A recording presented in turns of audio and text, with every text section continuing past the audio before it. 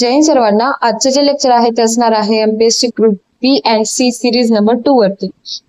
ठीक आहे, पॉलिटीचे क्वेश्चन्स यामध्ये घेणार आहे. मागच्या लेक्चरमध्ये एक पॉलिटीचा क्वेश्चन झाला होता, यात बाकीचे घेऊया. स्टार्ट करूया लेक्चरला. पहिला प्रश्न पहा काय म्हणत आहे.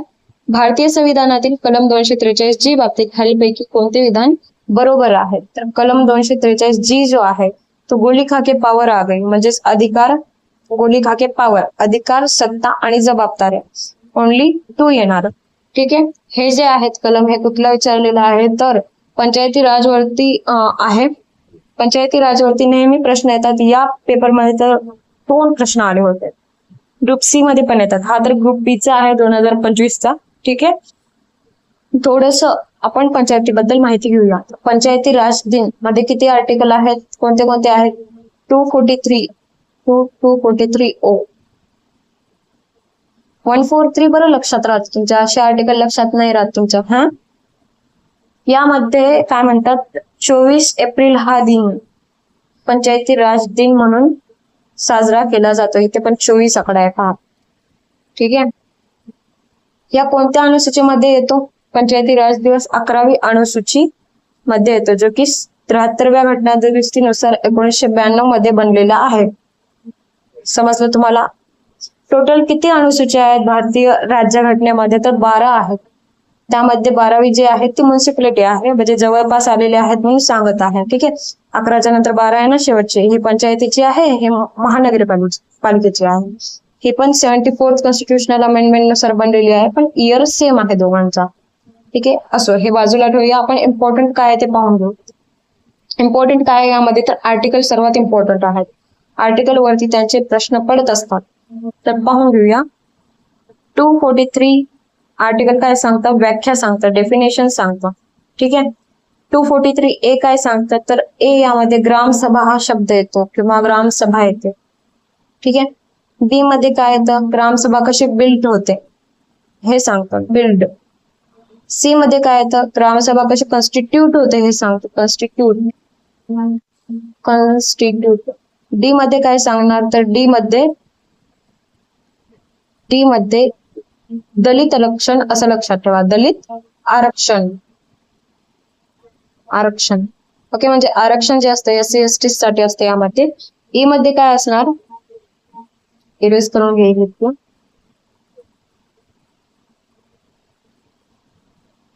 ई मध्ये आता तुम्ही पहा, ई साठी एक ट्रिक सांगेन. ABCDE जे असतो आपण रिझनिंग मध्ये करतो पहा, ABCDE आणि याच्या खाली 1 नंबर 2 नंबर 3 नंबर 4 नंबर आणि ई ला 5 नंबर येतो का नाही. तर 5 वर्षाचा कार्यकाळ काय असतो यामध्ये, 5 वर्षाचा कार्यकाळ असतो.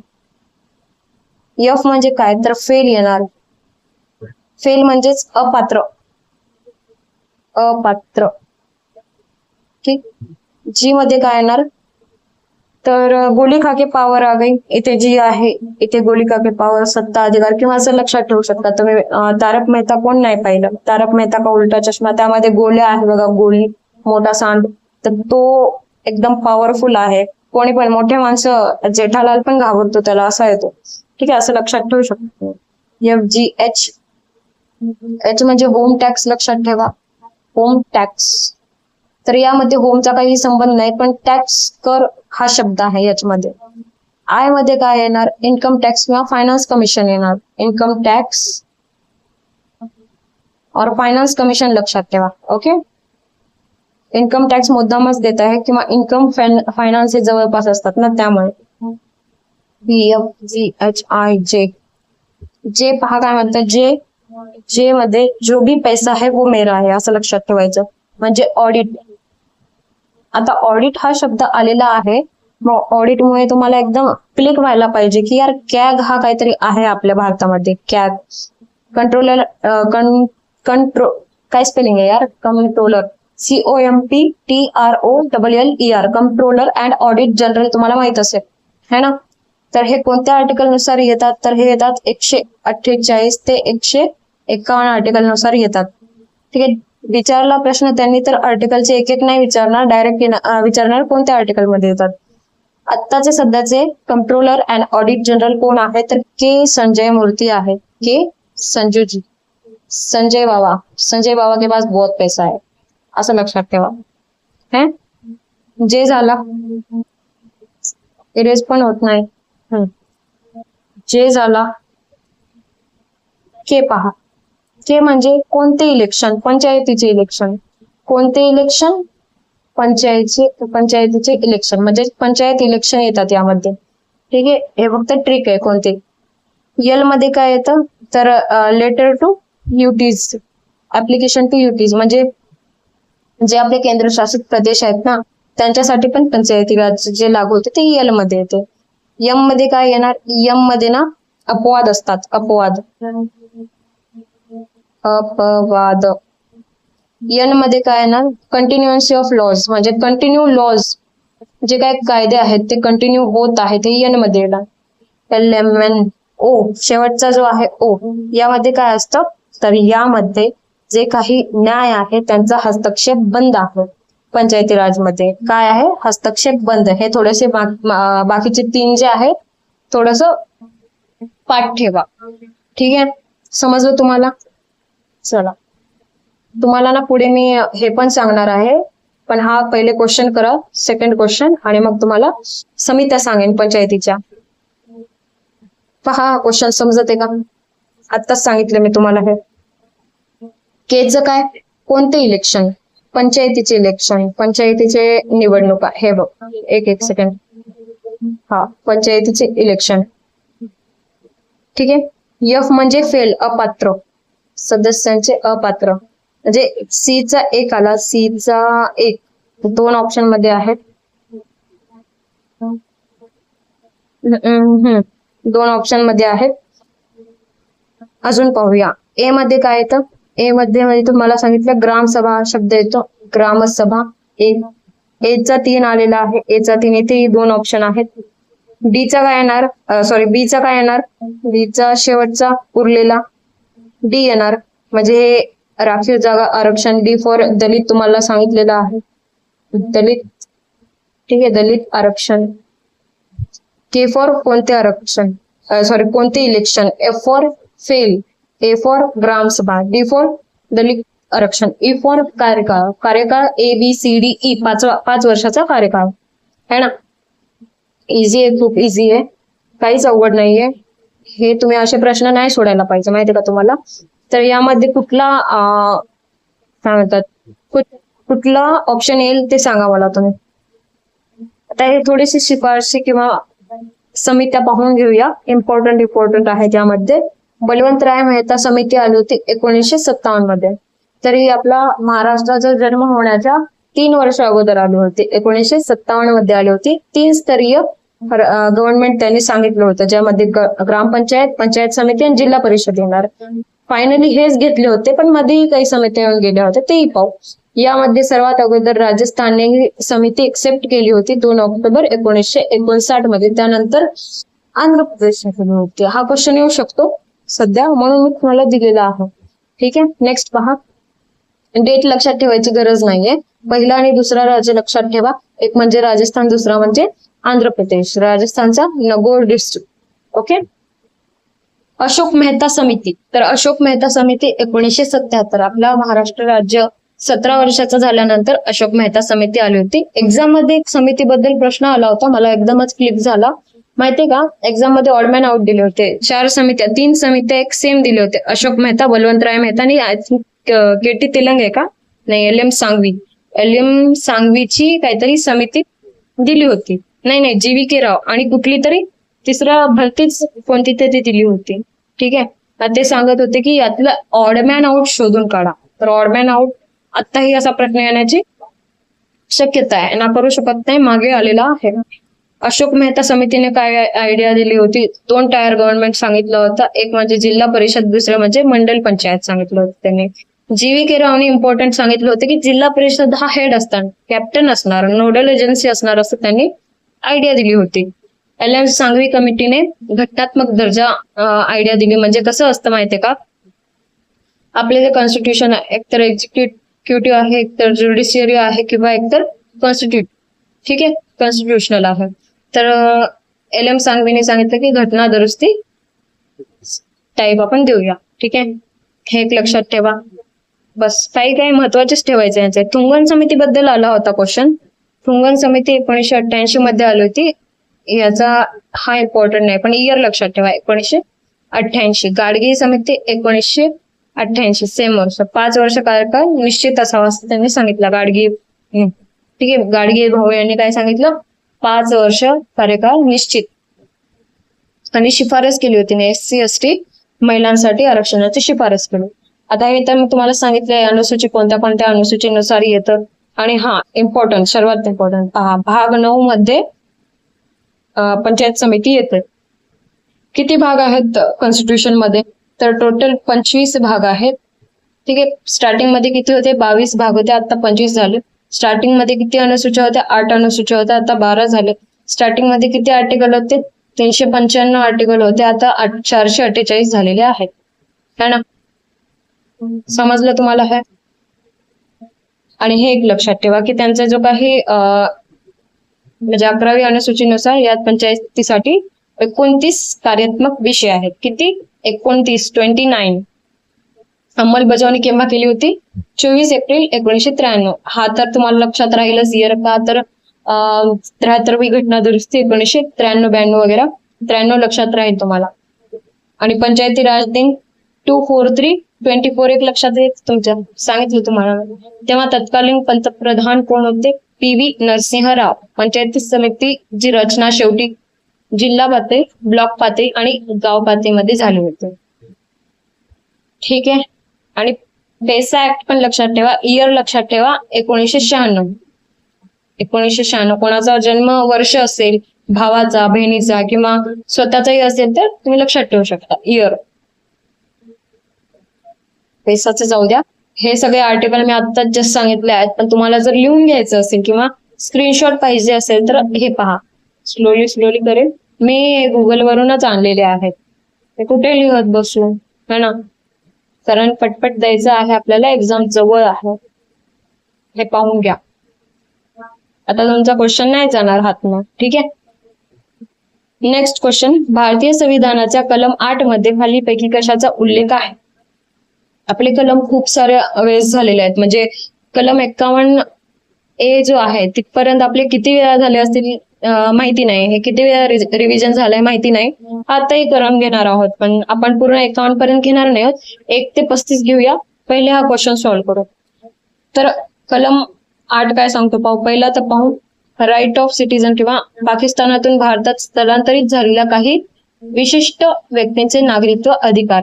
पाकिस्तानातून भारतात 6 वाजता लोक येतात, म्हणजेच आर्टिकल नंबर 6 असं सांगितलं होतं मी तुम्हाला लक्षात ठेवण्यासाठी. भारताबाहेर राहणाऱ्या भारतीय वंशाच्या काही विशिष्ट व्यक्तींचे नागरिकत्व अधिकार. पाकिस्तानात स्थलांतरित, परत पाकिस्तान आहे हे 7व्या नंबर येतात. स्थलांतरित म्हणजे भारतातून पाकिस्तानात जाणारे हे 7वा. म्हणजे 6 वाजता पाकिस्तानातून भारतात येतात आणि भारतातून पाकिस्तानात 7 वाजता जातात. संसद कायद्याद्वारे, हा तर संसदचा 11वा आर्टिकल आहे. ठीक आहे. 11वा आहे, म्हणजे उत्तर काय असणार आहे? 2 असणार आहे. भारताबाहेर राहणाऱ्या भारतीय वंशाच्या काही विशिष्ट व्यक्तींचे नागरिकत्व अधिकार. ओके. थोडस आपण आता आर्टिकल्स पाहून घेऊया.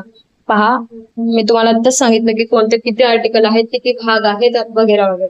ठीक आहे. आता जो पहिला भाग आहे काय म्हणतात, एक सेकंड. पहिला भाग आहे आपल्या कॉन्स्टिट्यूशनचा. त्यामध्ये किती आर्टिकल आहेत? तर 1 ते 4 आर्टिकल आहेत. कोणकोणते आहेत आपण पाहून घेऊ. कलम 1 सांगतं युनियन अँड इट्स टेरिटरीज किंवा राज्यक्षेत्र. म्हणजे आपले कोणते कोणते किती राज्यक्षेत्र आहे हे कशामध्ये येणार? कलम 1 मध्ये येणार. निर्मिती म्हणजे नावही येणार. यामध्ये काय येणार? नावही येणार. आता सध्या केरळाचं नाव चेंज झालंय पहा. केरळाचं नाव केरळम केलेलं आहे. ते कोणत्या अनुसूचीनुसार? कोणत्या कलमनुसार? 1 कलमनुसार. ठीक आहे. निर्मिती केव्हा झाली? निर्मिती कोणत्या आर्टिकलनुसार झालेली आहे? 2. आर्टिकल 2. आता समजा एखादा देश आहे, एखाद्या देशाला आपल्या देशामध्ये यायचं आहे, तर कोणत्या आर्टिकलनुसार येणार? तर आर्टिकल नंबर 2 नुसार तो देश आपल्या देशामध्ये येऊन जाईल. ओके. हा पहा आर्टिकल नंबर 3. यामध्ये पुनर्रचना किंवा state formation and boundary delimitation. आता भारतामध्ये खूप स्टार्टिंग मध्ये किती राज्य होते? 14 राज्य होते. 6 युनियन टेरिटरीज होते. पण हे नंतर वाढत गेले, 28 झाले त्याचे, है ना. 28 झाले तर ते असेच थोडी ना बाहेरचे प्रदेश ऍड झाले, असं झालेलं नाहीये. असं झालेलं आहे असं नाही, पण मेनली काय झालेलं आहे, तुकडे झालेले आहेत. जसं की महाराष्ट्र आणि गुजरात एक होता, बॉम्बे प्रांत म्हणतात त्याला, पण काय झालं मध्येच तुकडा झाला. म्हणजे गुजरातला वेगळं केलं आणि महाराष्ट्राला वेगळं केलं 1 मे 1960 मध्ये. ठीक आहे, समजत आहे तुम्हाला मी काय म्हणू इच्छिते. तर ते कोणत्या आर्टिकल नुसार होत आहे, तर ते आर्टिकल नंबर 3 नुसार होत आहे. आर्टिकल नंबर 4 दिलेला नाहीये ते. आर्टिकल 4 काय सांगतो की सिंपल मेजॉरिटीने कुठलाही हे 2 काम केले जाऊ शकतात. म्हणजे कलम 2 आणि कलम 3 चे काम सिंपल मेजॉरिटी. आता नेमकं काय सिंपल मेजॉरिटी, आर्टिकल 368 जे आहे 368 नुसार काय होतं, कॉन्स्टिट्यूशन मध्ये म्हणजे घटनेमध्ये ना चेंजेस होत असतात. कुठला कायदा चेंज करायचा असेल तर कोणत्या आर्टिकल नुसार चेंज होतात, 368 नुसार. पण आर्टिकल 4 काय सांगतं की जर यामध्ये काही चेंज झाले 2 आणि 3 मध्ये, कुठला नवीन स्टेट फॉर्म झाला किंवा कुठला स्टेटचं नवीन नाव तयार झालं, तर ते 368 एवढं मोठं काम घेणार नाही. एकदम सिंपल मेजॉरिटी असेल, सगळ्यांची मेजॉरिटी असेल आणि नाव चेंज करण्यात येईल किंवा तोडण्यात येईल प्रदेश. समजलं तुम्हाला. 368 खूप जास्त महत्व तेव्हा देण्यात येणार नाही. होप तुम्हाला हे समजलं असेल. आता हे पार्ट ए मध्ये झालेले आहेत. पार्ट बी पहा. आर्टिकल 8 नंबर विचारले ना तुम्हाला एक्झाम मध्ये, तर ते ह्याच मध्ये आहे. ठीक आहे. आता भाग 2 नागरिकत्व आहे. या भाग 2 मध्ये काय काय येतं, आर्टिकल नंबर 5 ते 11 येतात. किती येतात, आर्टिकल नंबर 5 नागरिकत्व, भारताचा नागरिक. आता 5 मध्ये काय येतं, तर कोण लोक भारताचे नागरिक बनणार, यामध्ये येतं प्रारंभ, कोण लोग भारताचे नागरिक बनणार हे येतात. कोई भी आएगा घर तुम्हारा, ऐसे थोडी होत आहे ना, असं थोडी असतं का. हे घरघुशी म्हणजे आपल्या घरात घुसत आहे बांगलादेशी किंवा पाकिस्तानी, त्यांच्यासाठी काहीतरी करायला लागेल का नाही, म्हणजे कुठलाही प्रदेश असो. त्यासाठी हा आर्टिकल खूप इम्पॉर्टंट आहे. कलम 6 मध्ये काय तर स्थलांतर येतं. मी तुम्हाला आता सांगितलं 6 म्हणजे काय, ऑप्शन मध्ये होता पहा, पाकिस्तान मधून भारतात येणारे. 7 मध्ये काय, 7 वाजता भारतामधून पाकिस्तानात जाणारे. ठीक आहे. 8 मध्ये जो आपल्याला विचारलेला आहे, इंडियन ओरिजिन अब्रॉड, जे की बाहेर राहतात, बाहेर देशात. आणि परदेशी, नो ड्युअल सिटिझनशिप पण येतं इथून. नो ड्युअल सिटिझनशिप म्हणजे आपलं भारत कसं आहे माहितीये का, एकल नागरिकत्व. म्हणजे तुमची जर भारताची सिटिझनशिप असेल, नागरिकत्व असेल, तर तुम्ही भारताचेच नागरिक आहात. तुम्ही 2 देशांचे नागरिक होऊ शकत नाही, फक्त एकच, तेही भारत देश. आता यासाठी काहीतरी काय म्हणतात, त्याला काय शब्द येत नाहीये मला, आत्ताच झाला तो शब्द,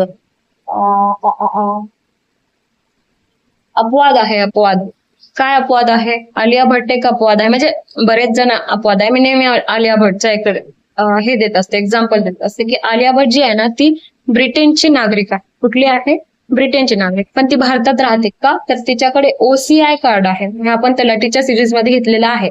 OCI कार्ड आहेत, ओव्हरसीज सिटिझनशिप ऑफ इंडिया. पण तिला कोणाला मत देता येत नाही, ती कुठल्या शेतजमिनी विकत घेऊ शकत नाही, आणि ती पॉलिटिक्स मध्ये जाऊ शकत नाही, असे ते अटी आहेत त्यामध्ये. ठीक आहे, हे इम्पॉर्टंट आहे, एक लक्षात ठेवा.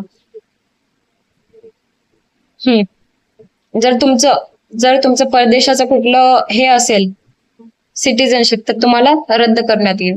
10 मध्ये काय आहे, अधिकार सांगितलेले आहेत. आणि म्हणजे कंटिन्युअन्स, तुमचं 1950 पासून काय म्हणतात सिटिझनशिप आहे, तर ती कंटिन्यू मध्ये आहे, अजूनही चालू आहे असं म्हणू शकतो. संसद काय करते, 11व्या कलम नुसार कोणाला नागरिकत्व द्यायचं आहे किंवा कोणाकडून घ्यायचं आहे, ते कशामध्ये येतं, आर्टिकल नंबर 11 मध्ये येतं. तुम्हाला इतके समजले असेल. ठीक आहे, इतके समजले आहेत का, तर हे पाठ करणं गरजेचंच आहे भाईसाहेब. का तर एक्झाम मध्ये विचारत आहेत आणि इझी आहे, काही हार्ड नाही. एक दिवस 2-3 तास बसाल ना तुम्ही, तर तुम्हाला येऊन जाईल. 1 सेकंड, मी पाणी प्यायला घेते.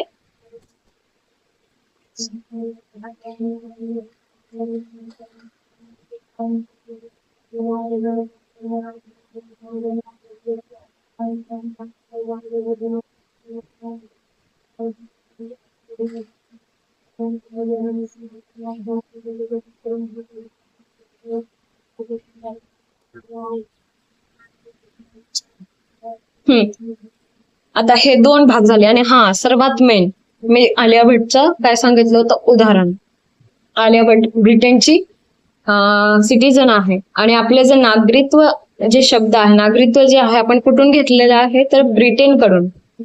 ओके, नेमकं काय काय घेतलेलं आहे ब्रिटन कडून असं समजत नसेल तर आपलं जे कॉन्स्टिट्यूशन आहे, आपलं जे संविधान आहे, it is a borrowed constitution असं पहिलेपासून म्हणतात. पण ते काही लोक हेनवणी म्हणून बोलतात की बॉरोड आहे, मागून आणलेलं आहे. असं काही नाहीये. बऱ्याच वेळा खूप काही गोष्टी झालेल्या आहेत. जसं की 1200च्या काळामध्ये एक कोणता देश, आय थिंक सो ब्रिटनच, ब्रिटनने काय केलं होतं, अनरिटन कॉन्स्टिट्यूशन तयार केलं. म्हणजे न लिखित, अलिखित म्हणतात आय थिंक सो, अलिखित कॉन्स्टिट्यूशन तयार केलं होतं. ओके, पण 1700च्या काळामध्ये अमेरिकाने काय केलं, लिखित कॉन्स्टिट्यूशन तयार केलं. आणि ते लिखित कॉन्स्टिट्यूशन बऱ्याच अशा देशांना आवडलं आणि बऱ्याच देशांनी ते पण सुरू केलं की आमचं पण काहीतरी असं असायला पाहिजे, म्हणजे अशाच प्रकारे देश चालला पाहिजे. भारताचा जो गव्हर्नमेंट ऑफ ऍक्ट 1935 आहे, ब्रिटिशांनी ऑलरेडी कॉन्स्टिट्यूशन आणलं होतं. बट काय झालं, ब्रिटिश नंतर निघून गेले. ठीक आहे, मग भारताचंही स्वतःचं असणं गरजेचं होतं. मग 70% जो भाग आहे आपल्या कॉन्स्टिट्यूशन मध्ये ते कुठला आहे, ते गव्हर्नमेंट ऑफ इंडिया ऍक्ट 1935. तर त्या 1935च्या ऍक्ट मध्ये कुठून आर्टिकल्स होते तर असंच बाहेर देशांचे काही आर्टिकल घेतले होते त्यांनी पण, ब्रिटिशने. आणि कॉन्स्टिट्यूशन बनवणारे जे होते कमिटीज, त्यांनी पण थोडस आयडिया लावून बाहेर देशाकडून घेतले होते आर्टिकल्स. मग जे बाहेर देशातलं घेतले होते, मी बोलत आहे ना, नागरिकत्व आपण कुठून घेतलेलं आहे, ब्रिटन कडून घेतलेलं आहे. अशा बऱ्याच गोष्टी आपण घेतलेल्या आहेत. पुढे पाहूया, जसं जसं क्वेश्चन्स येतील तसं तसं मी सांगेन हे आपण इथनं घेतलेलं आहे ते. का तर क्वेश्चन्स विचारतात, ते सरळ एक्झाम मध्ये आहेत.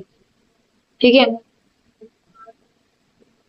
अरे एक सेकंड, पेनचा काय विषय झाला. हा,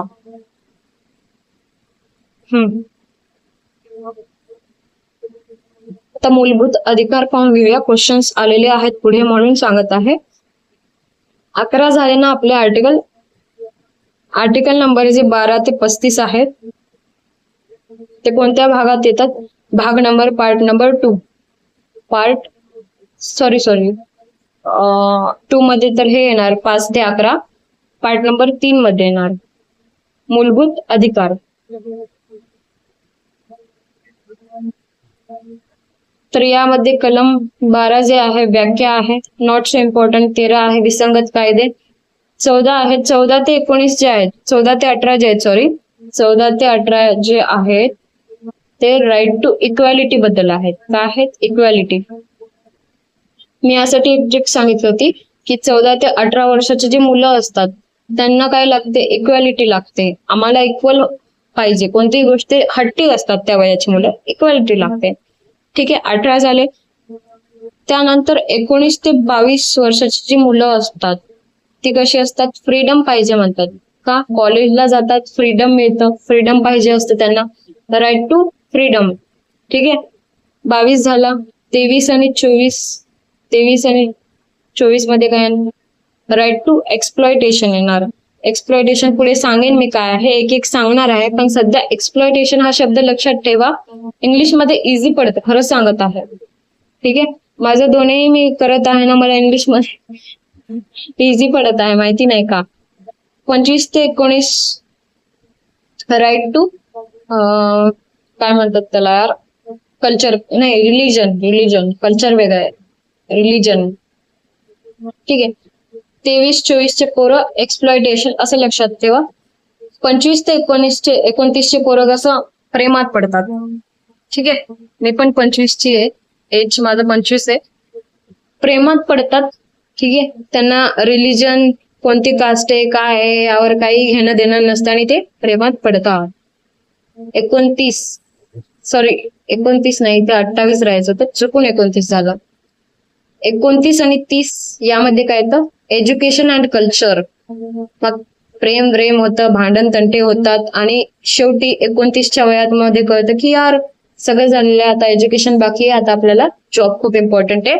एज्युकेशन अँड कल्चरवर ते जास्त महत्व देतात.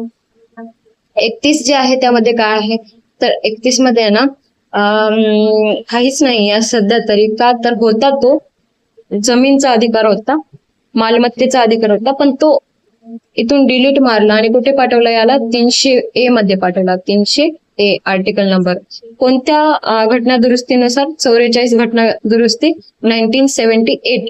ओके ठीक आहे. 1978 कसं लक्षात ठेवायचं? 44 घटना दुरुस्ती म्हटलं की हे 4 अधिक 4 हे 8 होणार. 1978 लक्षात ठेवा ना तुम्ही, हो ना? असो. ते त्याच्यानंतरचे जे आहेत 32, 33, 34, 35 ते आपण एक एक पाहून घेऊया. नॉट सो इम्पॉर्टंट आहेत, ते देतच नाहीत त्यावरती प्रश्न. म्हणून इतके झाले, आता एक एक पाहायची गरजच नाही, ते विचारत नाहीतच. असं एक एक एक तरी एक मनाची शांती म्हणून पाहून घ्या. समानता आहे, ठीक आहे. समानता प्रभू वगैरे म्हणू नका, खूपच मूवीज मध्ये जाऊ नका. भेदभाव मनाई, संधी समानता, अस्पृश्यता निर्मूलन. 17 मध्ये अनटचेबिलिटी येते, म्हणजे यामध्ये अनटचेबिलिटीला विरोध आहे यामध्ये, ठीक आहे. टचेबिलिटीला विरोध आहे. अबॉलिशन ऑफ काय म्हणत आहे मी यार, सध्या काय बोलत आहे? लक्ष नाहीये का माझं? एक सेकंड. अबॉलिशन ऑफ अनटचेबिलिटी म्हणजे अछूतपणा असतो ना, तो इथे रद्द आहे. संधी समानता यामध्ये ते म्हणजे यामध्ये एम्प्लॉयमेंट येणार, इथे दिलेलं आहे पहा, एम्प्लॉयमेंट. ओके. 15 पण इम्पॉर्टंट आहे. डिस्क्रिमिनेशन येते यामध्ये. सी आणि डी खूप इम्पॉर्टंट आहेत, का तर हे अपवाद आहेत, सी आणि डी. नॉट सो इम्पॉर्टंट तुमच्यासाठी नाही इथे. अबॉलिशन ऑफ टायटल्स, आता इथे कोणाच्या नावाच्या अगोदर राजा वगैरे असेल, ठीक आहे, आपण जे इम्पॉर्टंट राजा लावतो, राजा राममोहन रॉय असं लावायचे ना तेव्हा, तर ते अबॉलिश करून टाकलं 18व्या कलमनुसार. 19 नुसार फ्रीडम ऑफ स्पीच येतं यामध्ये.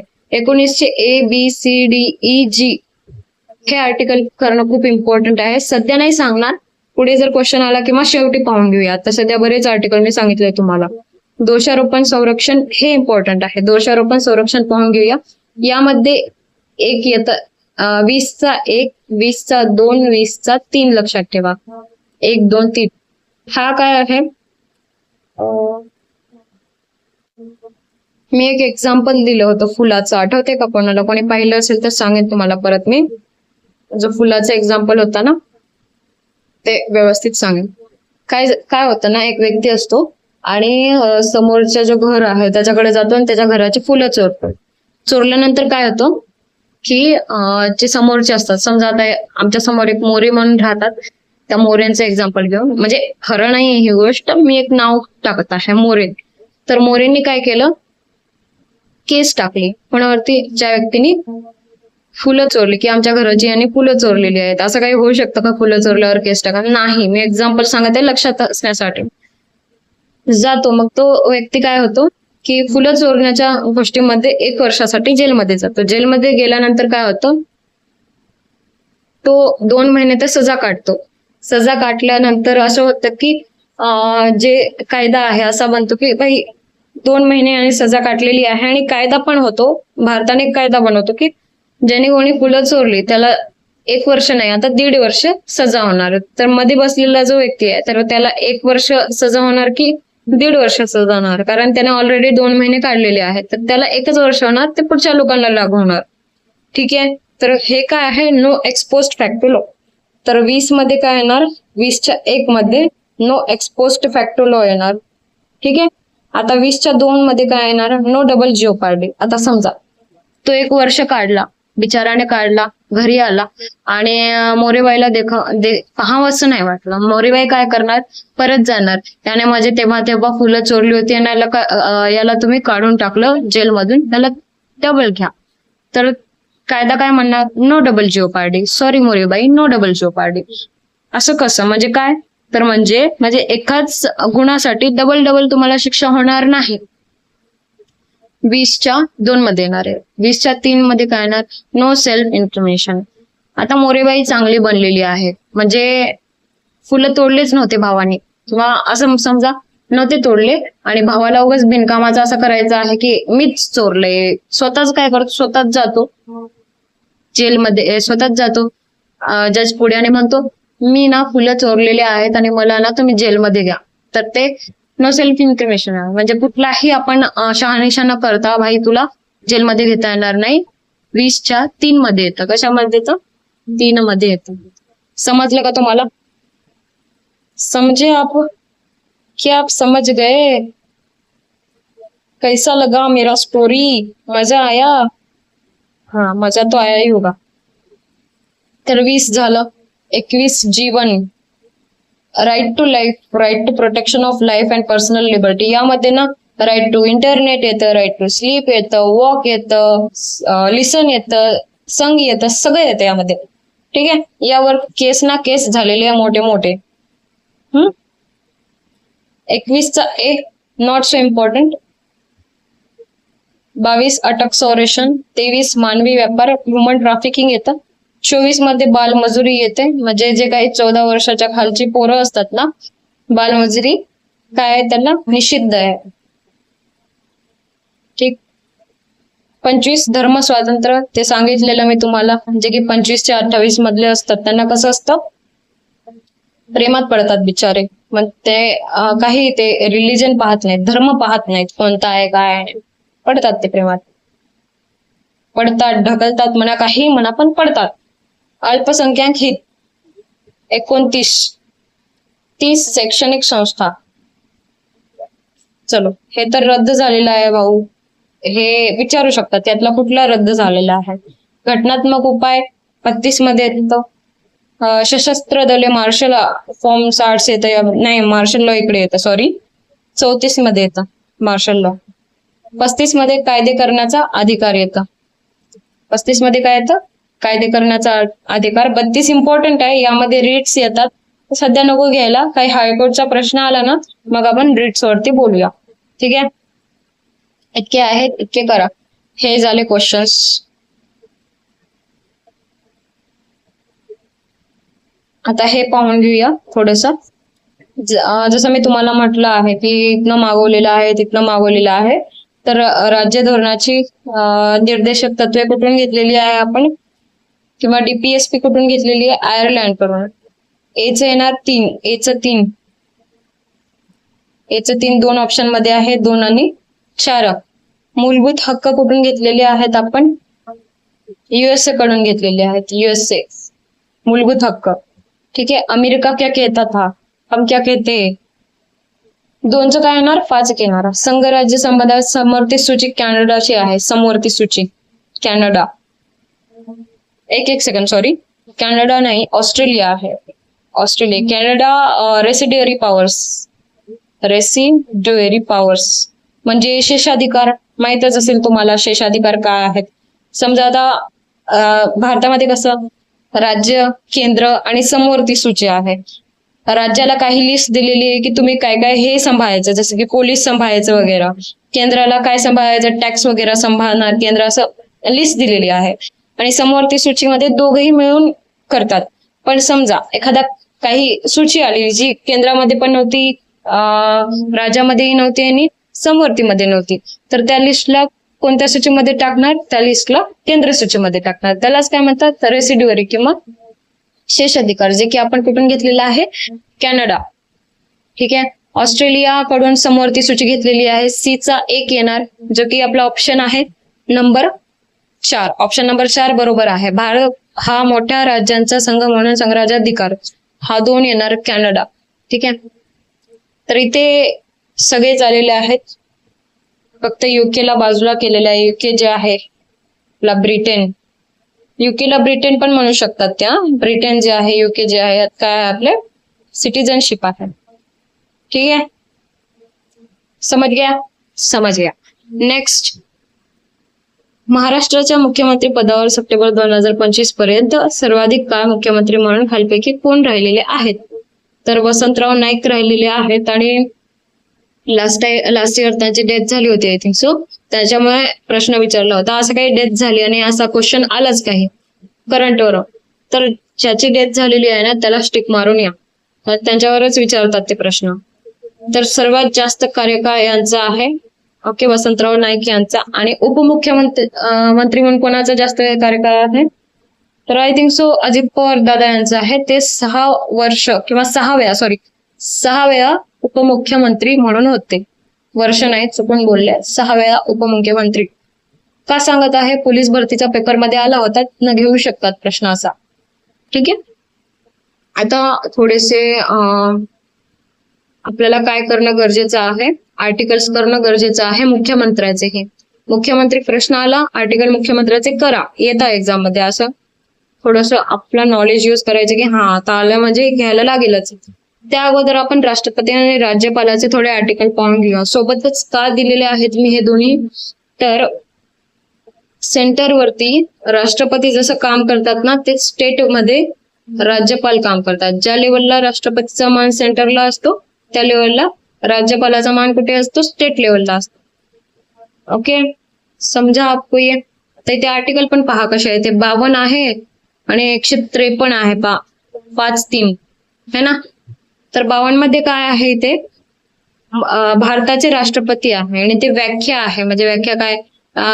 एका राज्याला किंवा एक राज्यपाल 2 राज्याचे काय म्हणतात? राज्यपाल म्हणून घोषवू शकतात. ते म्हणजे ऍज अ राज्यपाल म्हणून वर्क करू शकतात 2 राज्यांसाठी.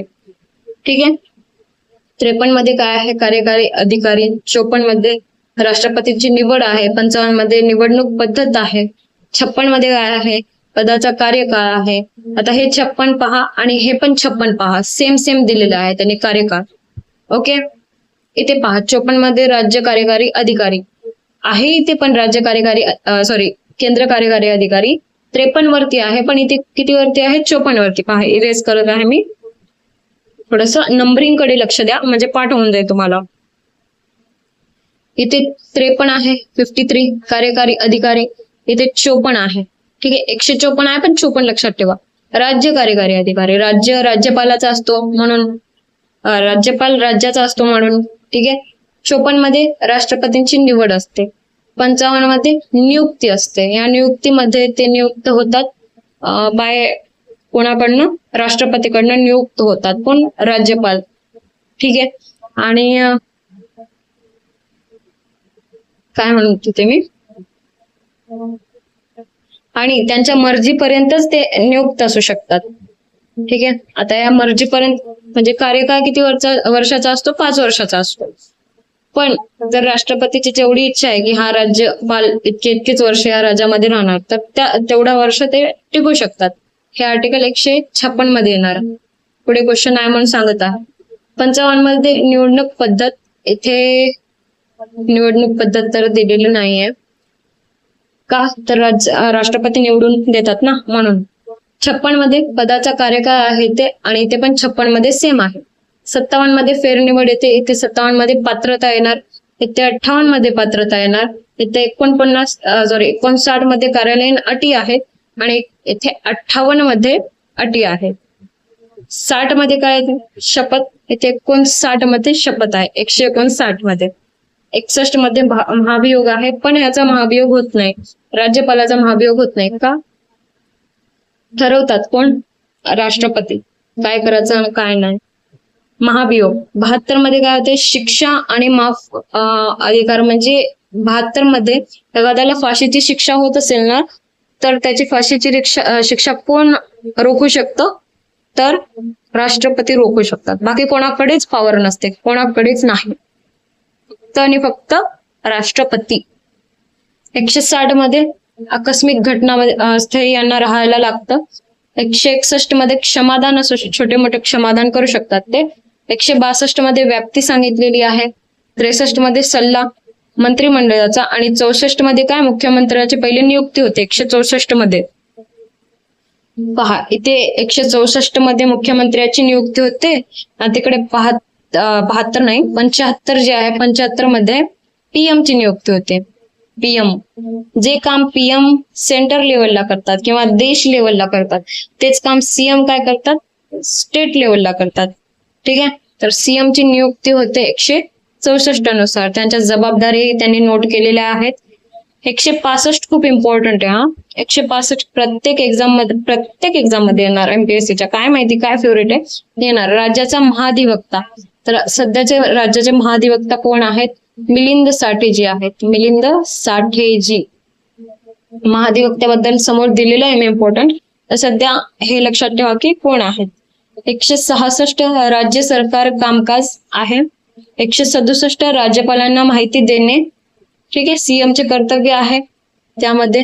आणि 168 प्रत्येक राज्यात राज्यपाल आणि एक किंवा दोन सभागृह असणे हे गरजेचे आहे.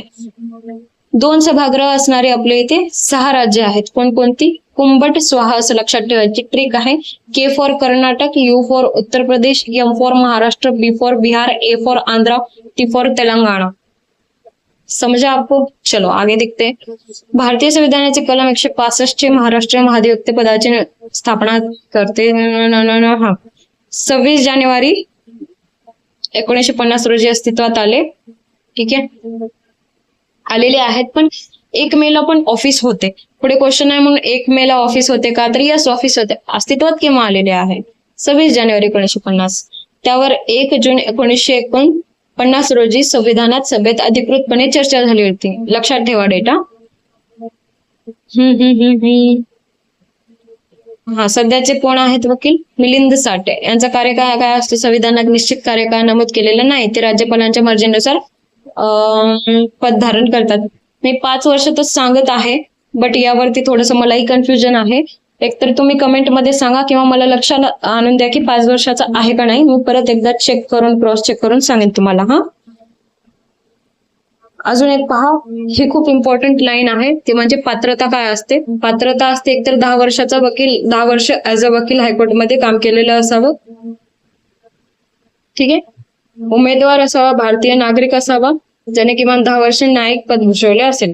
ठीक आहे, पहिले कोण होते? Advocate general of Maharashtra HM सिरवाई होते. हा, महाराष्ट्राच्या पहिला महाधिवक्ता 1960 मध्ये. समजलं तुम्हाला हे? तुम्हाला हे समजलं असेल म्हणजे आपल्या इथे काय काय झालेलं आहे. तर मुख्यमंत्र्याचे आर्टिकल झालेले आहेत है ना. हे पहा, मी 20वा घेतला का नाही प्रश्न? नाही, हे वरचा घेतला मी, 20वा नाही घेतला. तर मुख्यमंत्र्याचे आर्टिकल झालेले आहेत यामध्ये. ओके, आणि आपले राज्यपालाचे पण झाले, राष्ट्रपतींचेही झालेले आहेत, महाधिवक्त्याचे पण झालेले आहेत. पहा, अजून काय पाहिजे? होत आहेत ना फास्ट. आता नेक्स्ट क्वेश्चन वरती जाऊ. खालीलपैकी कोणते कथने भारताच्या संविधानाच्या अनुच्छेद 20 संबंधी आहेत? 20 चे 1, 2, 3 ते फुलाचं एक्झाम्पल मी दिलेलं आहे ना, त्यामधलं आहे. तर यामध्ये एक कोणते नाही आहेत संबंधित आहेत. कोणते? B and C संबंधित आहेत, जे की एकाच अपराधाबद्दल एकापेक्षा अधिक वेळा कोणत्याही व्यक्तीवर खटला चालवला जाणार नाही. म्हणजे तेच सांगितलं ना, मोरेबाई गेली, तुम्ही कसं काय जेलमधून सोडलं भाईला, असं वगैरे आहे ते. तर हे येणार B. C मध्ये काय येणार? कोणत्याही अपराधाचा आरोप असलेल्या कोणत्याही व्यक्तीवर स्वतः विरुद्ध साक्षीदार होण्याची सक्ती केली जाणार नाही. तर C पण येणार. ठीक आहे, नो डबल जिओपार्डी येणार B म्हणजे. आणि C म्हणजे काय येणार? No self incrimination. राज्य 6 ते 14 वर्ष वयाच्या बालकांसाठी हे आत्ताच झालेलं आहे, कलम नंबर 34 मध्ये, 34 मध्ये. नाही 24 मध्येच झालं ना. 1 सेकंड, 24 कसा बोलते यार मी पण ना, डोकं कुठे गेला. हो 24च आहे. 24च आहे. बालमजुरी बद्दल दिलेलं आहे त्यांनी. तर यामध्ये D तर येणार नाही, वरीलपैकी सर्व येणार नाहीये, D येणार नाहीये आणि A पण येणार नाही. A जे आहे, कायद्याद्वारे प्रस्थापित केलेले कार्यपद्धती अनुसरल्याखेरीज कोणत्याही व्यक्तीस तिचे जीवित किंवा व्यक्तिगत स्वातंत्र्य यापासून वंचित केले जाणार नाही. जे हे बरोबर आहे लाईन, पण हे 20 मध्ये नाहीये, 21 मध्ये. राईट टू लाईफ आहे यामध्ये. ठीक आहे, डायरेक्ट असं म्हणणं होतं की right to life. Option number 2 बरोबर आहे. तुम्ही सॉल्व्ह करू शकला असतात हे. खालीलपैकी कलम 349 मध्ये काय नमूद करण्यात आले आहे? तर 349 मध्ये भाषेशी संबंधित काही कायदे लागू करण्यासाठी विशेष प्रक्रिया केलेली आहे. तर अशा टाईपचा क्वेश्चन आला तर काय आपण काय एक्सपेक्ट करतं आयोग की भाई तुम्ही थोडंसं आर्टिकल 1 ते 51 जे आहे ए किंवा डीपीएसपी जे आहे ते तुम्ही अभ्यास करून या. तर डीपीएसपी मी दिलेला आहे, डीपीएसपी पहा आणि अभ्यास करा त्याचा. ठीक आहे, मी सांगणार नाही आता 35 ते 51 वाले, कारण मी ऑलरेडी दिलेला आहे. खूप छान प्रकारे दिलंय, एकदम काय म्हणतात स्टोरी टाईप. ठीक आहे, नेक्स्ट.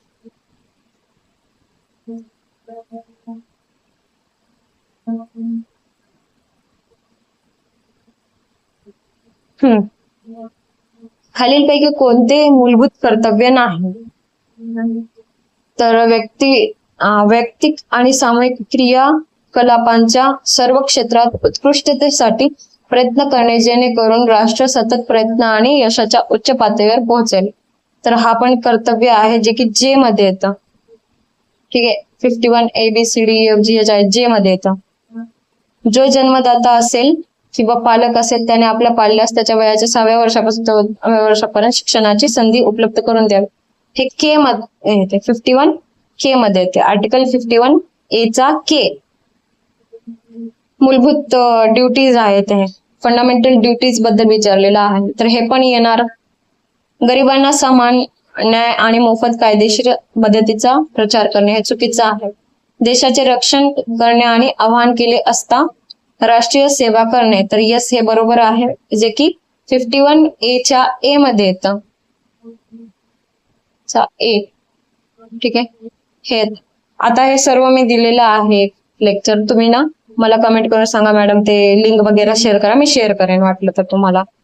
ठीक आहे, टीपीएसपी हे पहा तुम्ही, हे सॉल्व्ह करा. चला तर तुम्ही सॉल्व्ह करा, मी आताच सांगितलेले आहेत सर्व. उत्तर हे आहे. खालीलपैकी कोणती विधाने कलम 168 मध्ये समाविष्ट नाही? 168 मध्ये नाही म्हणत आहे. तर प्रत्येक राज्यासाठी एक कायदेमंडळ असेल ज्यामध्ये राज्यपाल असतील, तर हे बरोबर आहे. आताच पाहिले आपण, जिथे राज्याच्या कायदेमंडळाची 2 सभागृहे आणि तिथे एक विधान परिषद आणि दुसरे विधानसभा म्हणून ओळखून जाईल, तर हे बरोबर आहे. जिथे फक्त एकच सभागृह असेल तिथे ते विधानसभा म्हणून ओळखले जाईल, योग्य आहे. प्रत्येक राज्यात विधानसभेत राज्यातील प्रादेशिक मतदारसंघामधून थेट निवडणुकीद्वारे निवडलेले 500 पेक्षा जास्त आणि 60 पेक्षा कमी नसलेले सदस्य असतील, हे चुकीचं आहे. तर ओनली डी येत नाही. ठीक आहे, 168 मध्ये. अजून 168 मध्ये कुंभट स्वाहा येतात, त्याला रिवाइज करा. उपराष्ट्रपतींच्या पात्रतेबाबत अयोग्य कथने ओळखा. तर उपराष्ट्रपती हे भारताचे नागरिक असावा, तर योग्य आहे. सध्याचे उपराष्ट्रपती कोण आहेत? CP Radhakrishna, formal governor of Maharashtra.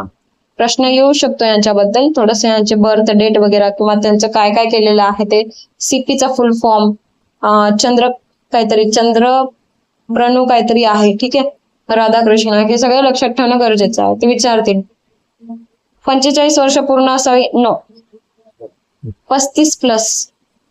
ठीक आहे, गव्हर्नरला पण एवढाच आहे, परत राष्ट्रपतींना पण एवढाच आहे, परत व्हाईस प्रेसिडेंटला पण आहे. जसं व्हाईस प्रेसिडेंट आहे तसं व्हाईस गव्हर्नर आहे का? तर अजिबात नाही. हा, हे एक लक्षात ठेवा, विचारू शकतात ते. लोकसभा सदस्य म्हणून निवडून येण्यास बी चुकीचं आहे, म्हणजे ऑप्शन मध्ये अयोग्य विचारत आहेत ना. बी येणार, म्हणजे हे येणार, ए येणार, 1 नंबर येणार, 2 नंबर येणार, 3 नंबर येणार नाही, वरीलपैकी सर्व येणार नाही, कारण ए तर बरोबर आहे. ए तर बरोबर आहे. आता या 2 ऑप्शन मधून आपल्याला पाहायचं आहे. लोकसभेच्या सदस्य म्हणून निवडून येण्यास अर्हता प्राप्त असल्याखेरीज उपराष्ट्रपती पदाच्या निवडणुकीस पात्र असण्यास डॅश डॅश काहीतरी आहे नाही. तर इथे लोकसभेच्या नाही, इथे राज्यसभेच्या असायला हवं होतं. काय असायला होतं? राज्यसभेचा. आणि जर इथे लोकसभा ठेवला असताना तर इथे चेंज राहिला होता. इथे ओपन आहे, फक्त राष्ट्रपती राहायचं काम होता. मग इथे लोकसभा योग्य असतं उत्तर, पण नाही, इथे काय उपराष्ट्रपती, मग इथे काय यायला पाहिजे होता? राज्यसभा. ठीक आहे, थोडेसे उपराष्ट्रपतींचे पाहून घेऊया. कलम 64 नुसार उपराष्ट्रपतींना राज्यसभेचे पदसिद्ध अध्यक्ष म्हणून नियुक्त करते. 65 मध्ये आकस्मिक रिक्त पदांवर किंवा राष्ट्रपतीच्या अनुपस्थित राष्ट्रपती म्हणून कार्यभार. जर राष्ट्रपती अनुपस्थित असेल तर उपराष्ट्रपती काय करणार, राष्ट्रपती म्हणून काम करणार. जसे की द्रौपदी मुर्मू जर अब्सेंट असतील तर त्यांच्या जागी CP राधाकृष्ण काम करणार. 66 मध्ये संसदेच्या दोन्ही सभागृहांच्या निवडणूक मंडळाद्वारे होणाऱ्या प्रत्यक्ष निवडणूक प्रक्रियेची व्याख्या करते. ओके. पदाचा कार्यकाळ 5 वर्ष निश्चित करते. 67 मध्ये रिक्त जागा भरण्यासाठी निवडणुका घेण्याच्या वेळेचे नियमन करते. 59 मध्ये काय होतं, राष्ट्रपती किंवा त्यांच्या नियुक्त व्यक्तीसमोर शपथ किंवा प्रतिज्ञा घेणे आवश्यक आहे. आता अजून एक लक्षात आलं माझ्या, जर राष्ट्रपती असतात त्यांनी राजीनामा कोणाला देऊ शकतात, तर व्हाईस प्रेसिडेंटला देऊ शकतात. राष्ट्रपती आपला राजीनामा कोणाकडे देतात, व्हाईस प्रेसिडेंट. इतर अनपेक्षित आकस्मिक परिस्थितीमध्ये राष्ट्रपतींची कार्य कशी पार पाडावी वाचून घ्या. ठीक आहे. आता शेवटचे 2-3 प्रश्न आहेत ते करून घेऊया आपण. खालीलपैकी कोणती विधाने बरोबर आहेत, बरोबर विचारलेलं आहे. 1 मे 1960 रोजी महाराष्ट्र राज्याच्या स्थापनेसह महाराष्ट्र राज्याचे महाधिवक्ता कार्यालय तयार झाले. तर यस, कार्यालय तयार झाले. 1 जानेवारीला 1960 आय थिंक सो 1950 मध्ये तयार होता ना, काय म्हणतात, ऍज अ महाधिवक्ता. पण 1 मे 1960च्या टायमिंग मध्ये ऑफिस तयार झाला होता. महाधिवक्त्याची नियुक्ती भारतीय संविधानाच्या, यस, आता खूप वेळा प्रश्न आलेला आहे. वीरेंद्र सराफ त्यावेळेसचे होते ऑगस्ट 2025 प्रमाणे, पण आताचे कोण आहेत, मिलिंद साठे. तर ABC हे तिन्ही योग्य आहे. ओके. हे असे प्रश्न नका करू, असे प्रश्न आले ना नका करत जाऊ, याला स्किप करत चला. ठीक आहे. तर रॅमसे म्यूर योग्य विचारत आहे. पंतप्रधान हे राज्यरूपी जहाजाचे सुकाणू चालक होते आहेत. हे पंतप्रधानाबद्दल लिहिलेलं आहे. ठीक आहे. HRG ग्रीव्सने काय म्हटलेलं आहे, सरकार हे देशाचे स्वामी आहेत आणि पंतप्रधान हे सरकारचे स्वामी आहेत. यस, सीन तर असाच आहे. ठीक आहे. मुनरो पंतप्रधान हे ताऱ्यामधील चंद्र आहेत. तर मुनरोनी म्हटलेलं आहे, मुनरोनी नाही म्हटलं यार, एकदम माझ्या लक्षात येत नाही कोण कोण कोण म्हटलं होतं. हा अगोदर पण वाचलेला आहे मी. कोण म्हटलं होतं, लिटन नाही, कोणता, PYQच आहे. हा PYQच आहे. ठीक आहे, कंबाईनच आहे. CC छान प्रश्न दिलाय, इझिली कट झाला असता हा. असो. ठीक आहे. तर A आणि B योग्य आहेत. आता हे जे आहे, भारतीय संविधानाच्या खालीलपैकी कोणत्या कलमात भागात मूलभूत कर्तव्ये समाविष्ट आहेत, तर आर्टिकल नंबर 51 पार्ट 4A मध्ये आहेत. जाऊन एकदा व्हिडिओ पाहून घ्या. यामधनं प्रश्न येत आहेत. 3 तरी प्रश्न आले असतील, त्यामुळे सांगत आहे पाहून घ्या आणि अभ्यास करा व्यवस्थित. ठीक आहे. सो आपले इथे 14 प्रश्न झालेले आहेत. किती टाइम लागला, 53 मिनिट लागलेले आहेत आपल्याला. 53 मिनिट पहा, कमाल आहे ना. खूप सारे आर्टिकल शिकलायत तुम्ही. कसं वाटलं तुम्हाला लेक्चर, छान वाटलं का? मध्ये मध्ये थोडासा काहीतरी कन्फ्युजन झालं असेल मला. ठीक आहे, सॉरी त्यासाठी. व्यवस्थित करत जाईल माझे प्रयत्न. आवडलं का तुम्हाला लेक्चर? आवडलं असेल तर नक्की कमेंट मध्ये सांगा मला आणि शेअर पण करा. आणि आता उद्या कुठलं लेक्चर घेऊ जर असं सांगा तुम्हीच मला नेहमी आयडिया येत नसते. ठीक आहे, चला मी एंड करत आहे लेक्चरला. Thanks for watching. भेटूया उद्याच्या लेक्चरमध्ये. जय हिंद.